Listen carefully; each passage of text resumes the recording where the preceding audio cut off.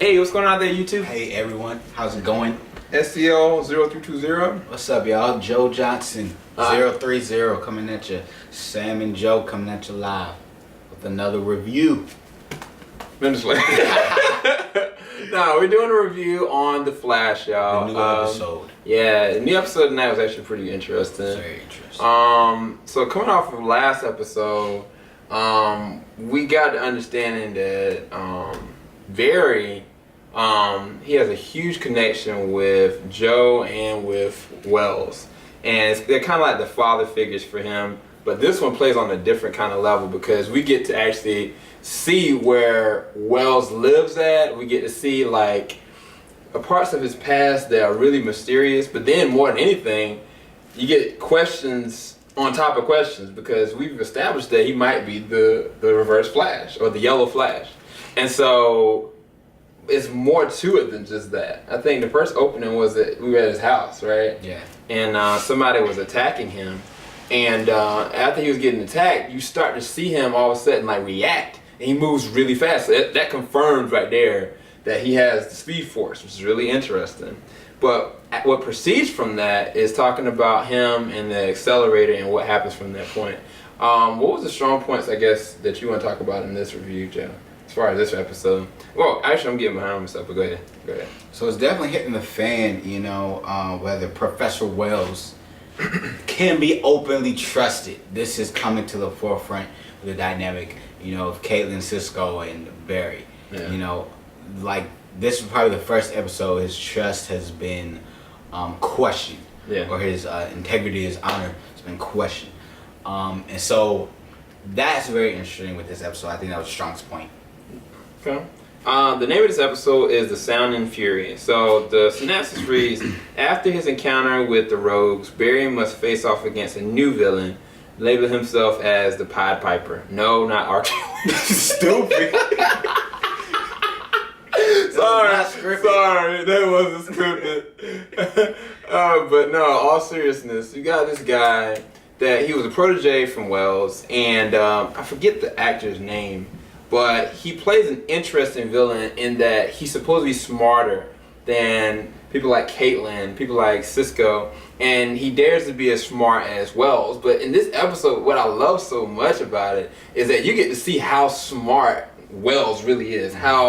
We've seen him get the upper hand on people. We've seen him kill somebody. We've seen him actually go and attack Barry on certain levels with certain things and do undermining stuff against Joe potentially. We don't know.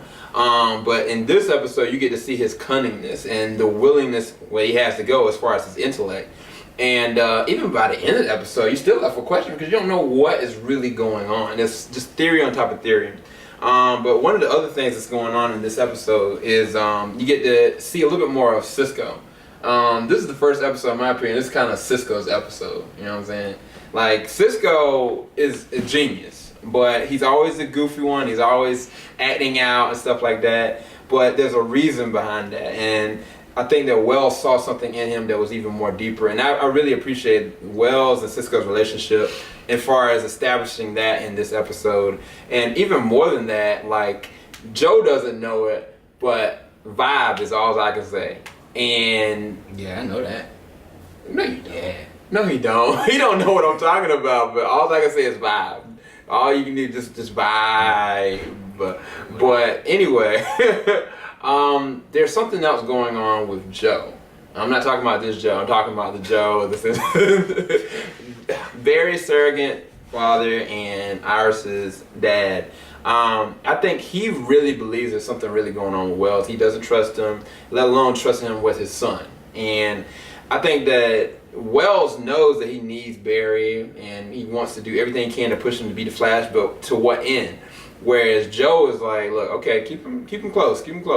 But he's investigating him secretly. Where that's going to lead, I think it's going to have some dangerous results, quite honestly. Yeah, definitely. I don't know. What do you think? What's going on? What's some of your theories about what's going on? See, the thing about Wells is that, Joe doesn't trust Wells, and Wells knows he doesn't trust He's not him. talking in third person. So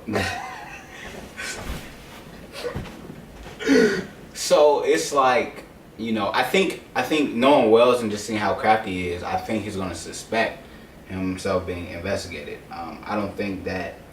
I think Wells is gonna have it secret from everyone else that he knows, but I don't think he's gonna be oblivious or unaware of himself being investigated. Yeah, I agree with that because, like, I mean, we still don't know how it is possible that Wells could be attacked by the Reverse Flash, but then be the Reverse Flash. You know what I'm saying? Like, there's more to the story in a meat level, and not just that. With his suit, we saw in the previous episodes, like, he was charging something that gets more explored in this episode. It's just a mystery on top of mystery, but I think more than anything, I really liked was just how everything is still evolving as far as just the characters. And even with Iris just, she gets opportunity to being a news reporter and doing what she really wants to know and love. But then there's a problem with that, is that she started off with her love for the Flash. And now that she doesn't have that anymore, she's pushed him away. Everybody expects that of her, and she can't get that. So that means either one, she's going to have to reconnect with the Flash, or two, she's going to have to kiss her job goodbye. But no, what's going to probably happen is going to have to be a connection between Barry and Iris again, which there already is one. But it's just really good television. It's a really good episode.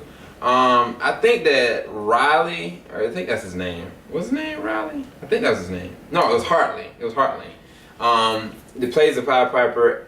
I guess the look of him really wasn't all that menacing, in my opinion. I was looking, okay, sound waves, whatever. But then when you actually start to see some of the scenes when he's actually pushing stuff, and the willingness and the terrible things that he's kind of putting other people through, I was like, okay. Because I was in the bathroom at one point, all of a sudden I heard Joe say, whoa! I was like, what happened? Yo. One of the main characters got pimp slapped. And I was like, what? And then another one got blown up. And I was like, nah, this Joker gotta go. Y'all gotta blow his tail up. He gotta go sky high. But nah, this is a really good episode. I really enjoyed it. I'd probably give it an 8.5 out of 10. What about you, Joe? I give it an 8.